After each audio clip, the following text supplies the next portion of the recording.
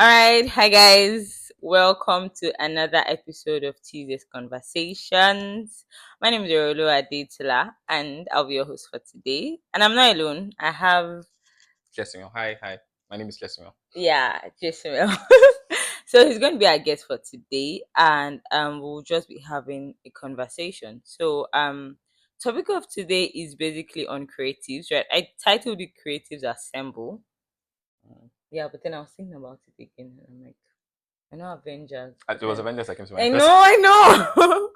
But what I'm thinking of basically is having conversations with creatives who also run like a 9 to 5, Hmm. right? Because I struggle with that, right? So I'm literally here to learn. And I don't know. So if you guys don't follow Jesimiel, you should follow him. Check him out on Instagram. He has this amazing. I was scrolling through your page Oh, last night. He has this amazing he has amazing write-ups that he posts on Instagram, and he posts them very frequently. like every day, every 2 to 3 days. Exactly, and you work Actually, like you work. How do you? Okay, let's we'll get start with the there. first. Let's start with the first question. The I love the kind of things you write. In fact, there was something you wrote that really struck to me. There was one where you painted a scenario of like there was you, and then there was your significant other, and you guys were like in a sitting room. My favorite Snow Allegra song says, I want you around. And I do. Even if we don't say anything and I'm just on the couch next to you. You can scroll on TikTok and I can complain about how I can't figure out how that app works. But you show me videos anyway, and we can laugh about the baby who's always trying to eat his mother's phone. Oh, Yeah, exactly. it's funny enough. It's been a while since I watched that video. I I don't even remember I, what was I it. watched it last night, and I'm like, damn. Like this is so good. Like, do you when you're writing that you're thinking of someone? When I was writing that, I Mm-hmm. was. I won't say I was drawing from an event that had actually taken place. So, Okay. or something similar. So it's just like, oh, something has happened. So you just pick like a bunch of other things and just like put it all Okay. together. I But get yeah. that, right? That's that a lot. A lot, A exactly. lot. I feel like that's like where a lot of those things tie from, because I mean, if it's happened before, it makes it a lot easier to write about. Mm-hmm. But what inspires your writings like in a random day? So I would say usually events that have taken place. Sometimes Okay. events that have taken place. Sometimes I might see something and it just like really intrigues me. Okay. Um, That's happened before to me. So yeah. I know. So I mean, I see something and I'm like, oh, how does this relate to this? I also spend a lot of time thinking about like very existential questions. So sometimes like some of these things just pop up and I'm just like, I should write something about this. Okay. So what was the last existential question you thought of? Uh, hmm. Okay.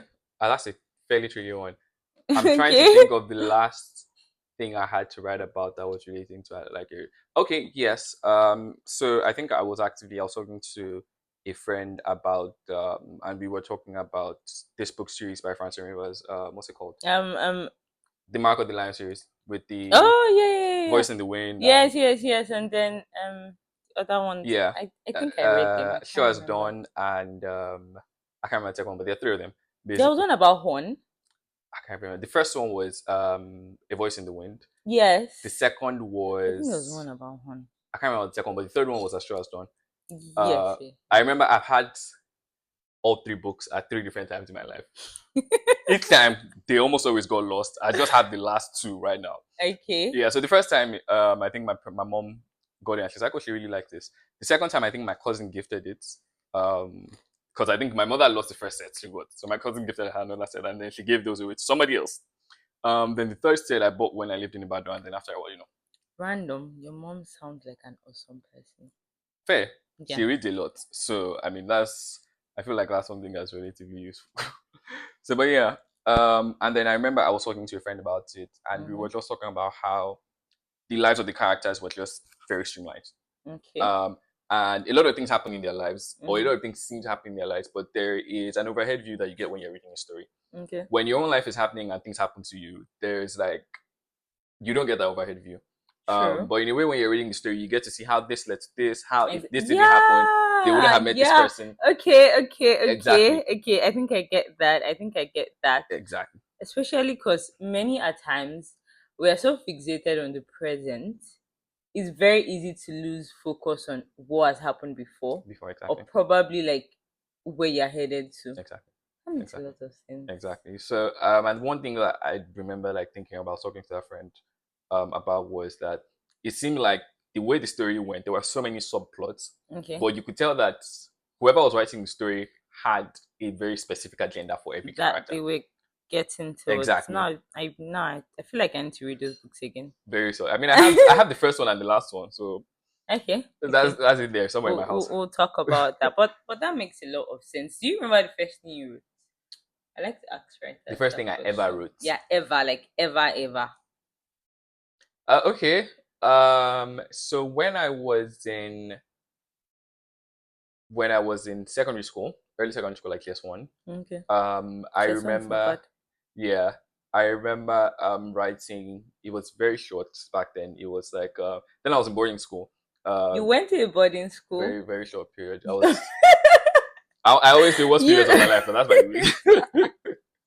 you don't look like someone who went to a Fair. boarding school. Honestly, I was just cruising through And that's life a at that point. compliment, by the way. Oh, thank you very much. I mean, that's great. I mean, I was literally just telling my dad yesterday that in boarding school, I was so out of my head Mhm. that, I had no idea what was going on. And then when it was time for exams, I'd really have like inter-house sports with the objectives. I'd be like, oh, an A is leading, an A is leading. Oh my God, no, B comes out of the way. And like, that was how I feel like my objective So, is. first of all, thank you. Because I thought that's happened to me before. I did not know when we're starting exams. Good. I had no idea what was going on. That was like a whole thing. So, but yeah, I had this friend. I don't remember her name now. Iriti or Diola or something like that. And she and I used to talk about. At that time, I was really obsessed with this Left Behind series books. Oh yeah, we've spoken about Leave Behind Yes, before. I think I have all the copies, hard Mhm. copy. And then I took from the notes that I was not writing, not that I did not need the notes, I just wasn't Okay. writing them. And then just put out like a couple of center pages and wrote a short story about it was a rapture-based story, but I think the story was told backwards basically. Mhm. And I remember at the time, I thought I was going to tell it to my classmates. It was a whole Sell? yeah, it was a whole like very interesting. It was just a few pages, and Wow. and they're like, "Oh, you know what? We're not going to buy it, but we will read it." And I was like, "Well, fair enough."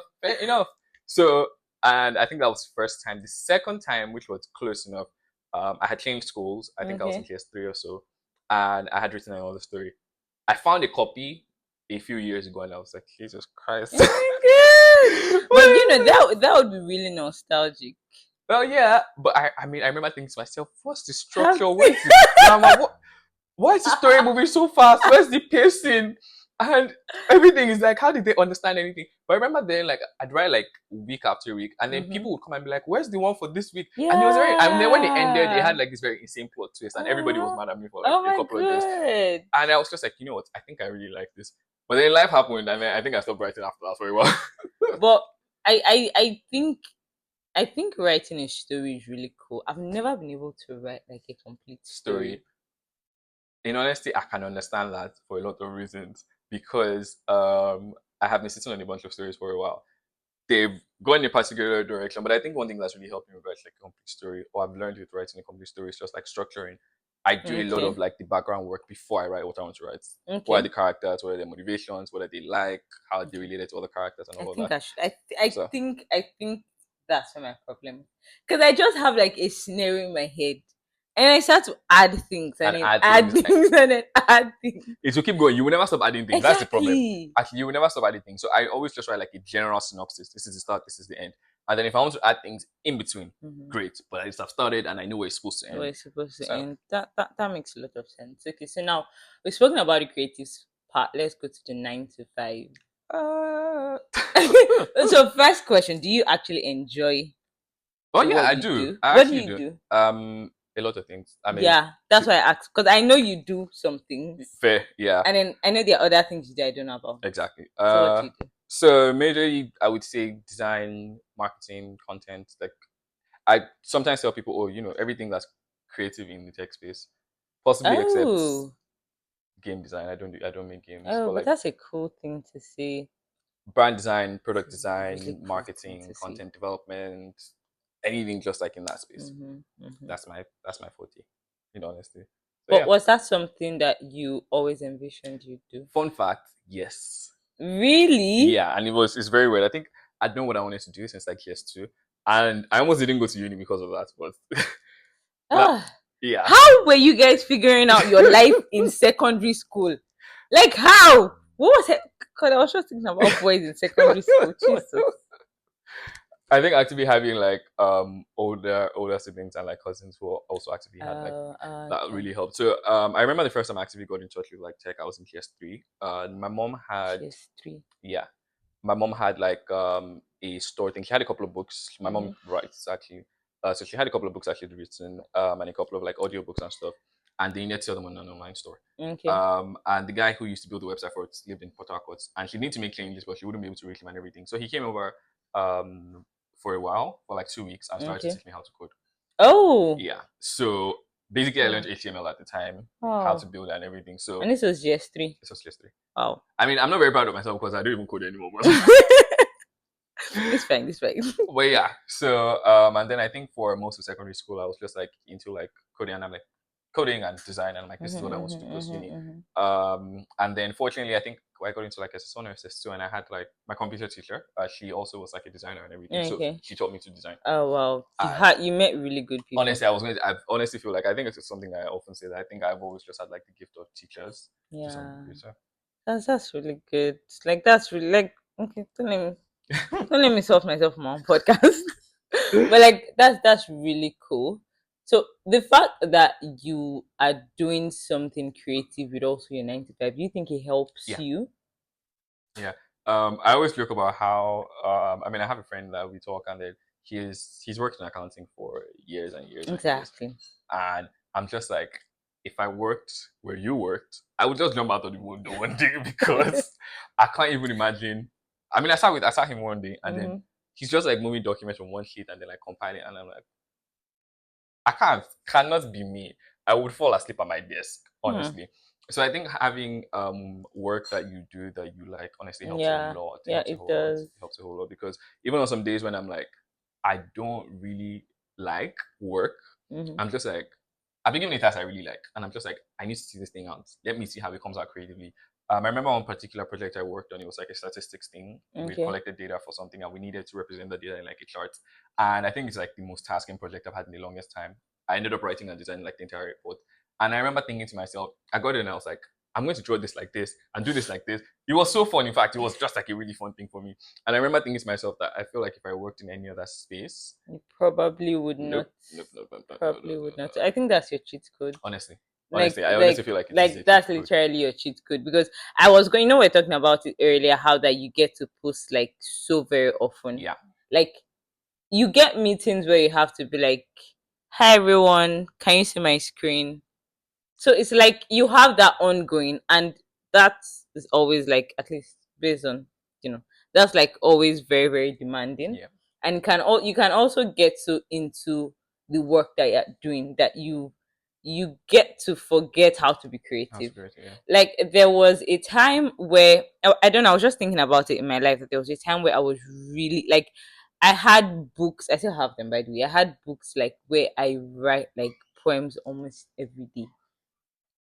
And now to sit down to even write like a short medium, something on medium, it's it's like, just I don't have the motivation of the creative juice anymore. I Have think you that's the ever thing. felt that way? Like have Uh, you ever had like a block, like writer's block or like a writer's law? block. Yeah, yeah. I think it's been a while since I had like a very serious writer's block. Mm-hmm. But I think something that also helps with like avoiding writer's blocks is reading helps you write. True. So it's something I found True. that like, That's another thing. but then you're like, where do I get the time to read? Exactly. So one thing I noticed was, and it was a friend who told me that Mm-hmm. we sometimes have time slots that we don't know that we have. Okay. And I remember he was talking about. I remember telling him he and I were supposed to work on something together, and I Mm-hmm. was like, I do not have the time. Like I'm always so busy. And he's like, another time I worked on sites. Okay. Currently I work like full time remote, but that time I worked on site, and I was like, I have absolutely no time. And he's like, take a book with you when you're going to work. Read it on the bus on your way to work. Read it on the bus on your way back. Right on the way to work. Right on the way back. And I was like, that sounds like tasking, but I did. And honestly, I remember like there was a period of time like I would read so much on the way back, Mm. and I'm just like, I hope they've not passed my stuff. I hope they have passed. Yeah. Yeah. I think I try to do that. So this is, and I don't know if it makes me any less of a reader, but I've had more interest in reading comics, That's fair too. webtoons to be precise. I don't know why all of a sudden I just really enjoy them. So growing up, I loved comics. Right. Jughead. I Yep. was a huge huge, Archie and Lughead fan. yes, I was such a huge fan of it too. Comics, Diary of a Wimpy Kid. Yep. Oh my goodness, I read, I read every single part I think of I it. still missed out like one or two of those books, and I'm so sad for it. Like if I interestingly, I feel like if I still find it today, I'll still You'll read still it. buy it again. And I'll still laugh. I mean, it was funny every time. In honesty, it was a really funny series. It was so I loved reading comics growing up. So I think I have gotten back to that stage. So I don't get to read like more often of like books like this. You get so sometimes it makes me feel like I don't know. Am I still like Hey, the you read intelligent that? reader? So I think also it's like a go thing. So I used Mm-hmm. to read comics and anime. I used to watch anime a lot. But I stopped at some point because somebody mentioned something and it had never occurred to me before that point. Okay. But it was that if you want to learn to write dialogue better, don't Okay. watch anime. Anime doesn't have good dialogue.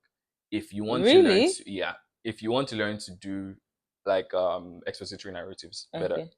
don't read comics. Okay. Because for comics to really show things Yeah. instead of having to describe it. Yeah. So Yeah, that's true. I didn't think about that. yeah. And then the anime one, I was like, that makes no sense. But he's like, no, just like watch your regular shonen anime and you realize like they just give like 5 characters a specific personality and everything that character says is based off that It's based personality. off And I was like, I didn't even realize that true. that was true. And like he's like, he makes your dialogue very difficult to write. And I'm like, Very, very true. Wow. I feel like I've learned a lot just listening to you. oh, I'm glad to hear. Like I'm serious. I have been dragging this boy for the longest of time to come and do this. Because I know I will learn a lot. Oh my god. Right. And I don't want to take too much time. Right. But we have so guys, there's a new section that I'll be bringing. Right. I've not found a suitable name for it. So now it's just random questions, right? So basically whoever is going to be my guest on the show would pick from a couple of questions somewhere here, yeah. A couple of questions here, right? I have put I think this is like 7 or 8. So you just get to pick one and then you answer. And then for those of you that follow me on WhatsApp or see my WhatsApp status, yeah, I will also be asking the same question and then you can, give your responses. So are you I can ready? I can pick one now. Yes. Okay. Wait, Cool. wait, wait. Let me shake it. Let me shake it. Yeah. Okay. I hope wait before you open it. I hope it's a question. There's one particular question here that I really want you to answer. Interesting. I hope Yeah. this is that I question. hope this is the question. So let's see. What's there? Wow, is this it? No. Well, I wish I had gotten the Yeah. Can I pick again? No, you cannot. No. So yeah, read your question out loud to everybody. Okay. So the question says, "Do you believe in true love?"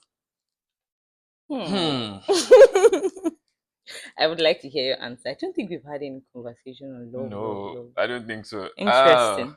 Like this is a very tricky question because I feel like How do you believe in true love? I feel like I have to be relatively introspective with myself to answer this question. Okay. True love in the sense that so when we say true love, we're assuming that you're in a dynamic with a person where you guys are just like very immersed and everything just works. I think relatively, I think there's some people that just you guys just actively work. Okay. But I also know that it also requires a lot of work. You have to be present. You have to communicate. There's like so many things. And one thing I've learned, like I would say in a while now. I have a friend that and I just like actively talk about these things. Okay. And one thing I've actively learned is that there is a lot of personal and mental work that goes into like that kind of Love. build. Yeah. Yeah. But I think that I actively believe that people are innately with good intent. Okay. Yeah, that's like a tricky conversation. Okay. And I feel like intent is important. Like, Mm-hmm. and I just think if you're with somebody who cares about you and you care about that person, I feel like you guys are golden. Honestly. Okay. Do you now? I have a follow up add-on question to that. Do you think it's possible to love just one person, like, or maybe not possible, but do you? Yeah. Do you think it's possible to just love one person, Yeah, like all your life? for the most. So if we're talking about like romantic love, Yeah. yes. Wait. What kind of love do you think we're talking about? Sis? I know. Like, I just want to confirm that we're talking about like romantic love Yes, because I feel romantic like love. yes, Okay. yes, it is. Mm-hmm. I mean, for some people, for a lot of people sometimes confuse like attachment with love. You feel like Okay. because you need a person, it means that you also want and love them. that's not always necessarily true. So how do you know when you love a person versus when you Need want or need need a them? person. So one interesting thing I have learned, and I used to so disagree with that thing so much Okay. until I finally mastered it, is that your many times when you love a person, when you want them, when you can want them without needing them, it means Mhm. that they complement you without needing to complete you. Okay, so that was a lot. Yeah. Let me break that down. When you can want them without needing them, Yep. what's the second part? It means that That they can compliments you. complement you without having to complete you. Why do I feel like I should write that down? I don't know. But It was one interesting thing I learned. That hmm, and in the way it says, hmm. people sometimes like you focus on a lot, Okay. feeling like you and your partner have to need each other. And for a lot of people, I realize that like that exists Mm-hmm. because we feel like at some point, if they don't need you, they may not want you. Okay. But I think that if it takes a lot of, and there's one thing that we say that, oh, love is a commitment, love is a responsibility, Yeah, and you yeah, have to yeah, take yeah. conscious action to love. Yeah, yeah, And many times, a need is not a conscious action. yeah. Okay. But if you decide consciously that I want this person, that is a conscious action. But if you're dependent on the fact that, oh, if you leave, I'll die, you're not going to have to do a lot of conscious work to keep that person. Okay. So that's something in my head. I'm just like, oh, okay, that makes sense. And then also like with regards to like attachment, also a lot of things happen in life. Honestly, I feel Very like true. if you are insanely attached to a person, it is well. That's all I can say about that. I think so. I think